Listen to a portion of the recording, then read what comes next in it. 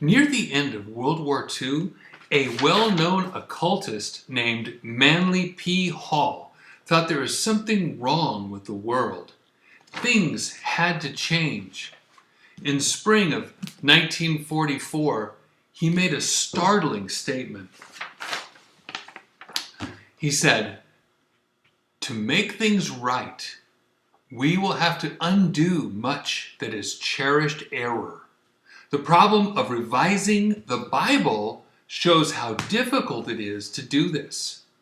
For the last 100 years, we've been trying to get out an edition of the Bible that is reasonably correct, but nobody wants it.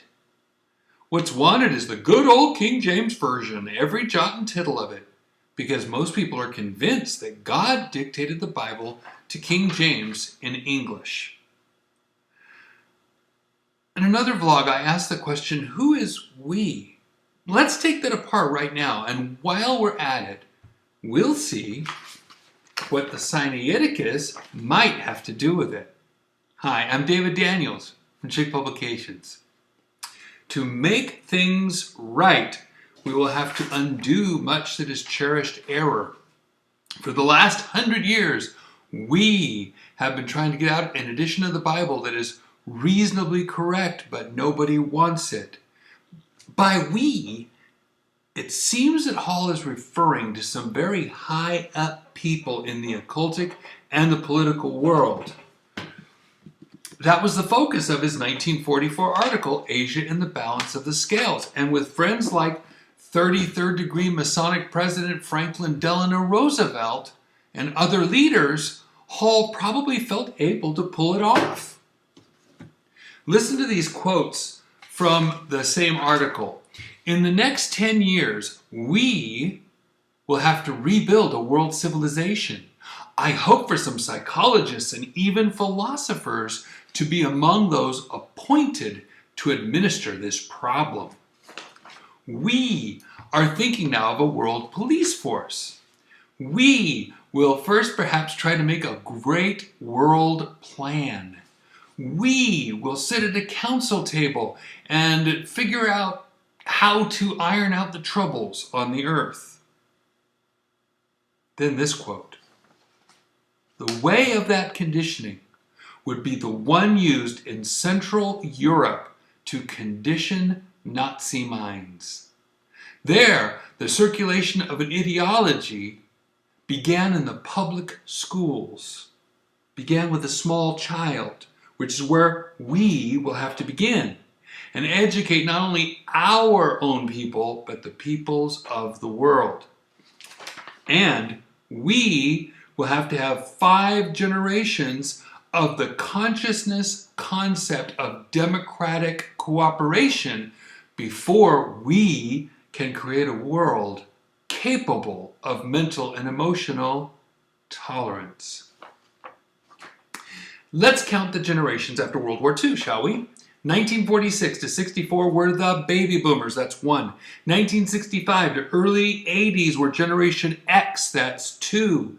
Mid-80s to early 2000s were the millennials or Generation Y, that's 3. Mid-2000s to now are Generation Z, the 4th generation. So, how are we doing?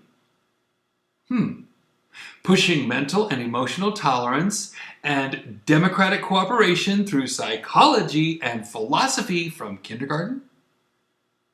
There's a whole lot of conditioning going on. In fact, I just saw today that MTV asked 1,013 to 14-year-olds which of the proposed names they wanted their generation to be called. The majority of them wanted to be called the Founder Generation. These teenagers born after 9/11 supposedly have a stunningly intuitive sense of the changing times they've been born into and the huge opportunity that lies ahead to make new history. Right here out of this article, the Founder Generation founding a whole new world. What do founders do? They abandon the old and start something new. Guided by whom? Who are their teachers? We are barreling toward a one-world government by Manly Hall's own standards, and we're only in generation 4. But Hall had a problem with a certain group of people. What's wrong with them? What's wanted is the good old King James Version, every jot and tittle of it. How did his we try to pry the King James out of people's hands? For the last 100 years, we have been trying to get out an edition of the Bible that is reasonably correct. Occultist Hall wrote these words in what year? 1944. What happened 100 years earlier in 1844? In 1844, according to text scholar Konstantin Tischendorf, he began to acquire Greek vellum pages that ultimately were named Codex Sinaiticus. You know, the document behind all modern Bibles and Bible-doubting footnotes, even in the New King James. Are we sure that Hall meant the Sinaiticus? Let's check. Manly P. Hall wrote strongly in favor of the Sinaiticus. Here are 2 powerful quotes from the same 1944 magazine. I just got this together, pieced it in by snippets today. Listen. The Codex Sinaiticus is a manuscript of the 4th century of about the same date as the Codex Vaticanus. And here, this manuscript is one of the great books of the world, and down here, it is sufficiently important to justify considerable revision of our popular conception of the scriptural writings. In other words, changing the Bible. From his monthly letter, New York, April 1st, 1935. Yes, it was April Fool's Day. He wrote, "Of importance to students of occultism is the fact that the Codex Sinaiticus contains many passages suppressed from the published Gospels. These passages in many cases greatly alter the significance of the text." And what did he think of the King James? In his Student's Monthly Letter, 4th year, number 5, he complained, quote, "But what does this mean to the average Bible student? This enthusiastic jot and tittle worshiper will insist that the words of the King James Version are the very words of God himself." And in his monthly letter of November 1st, 1934, he wrote, quote, "The King James Version of the Holy Bible. This translation teems with errors and is hopelessly unreliable from a scholastic viewpoint, yet popular acceptance has caused this misversion of Holy Writ," yes, he said that, "to come to be recognized as infallible, so that the religious public would now reject a correct translation. In fact, it has already shown its attitude in the matter by refusing a revised edition. For over 300 years, erroneous theological notions have been circulated, deriving their authority from the King James translation of the Bible." So, let's add it up. This occultist, Manly P. Hall, wanted what? A new world order.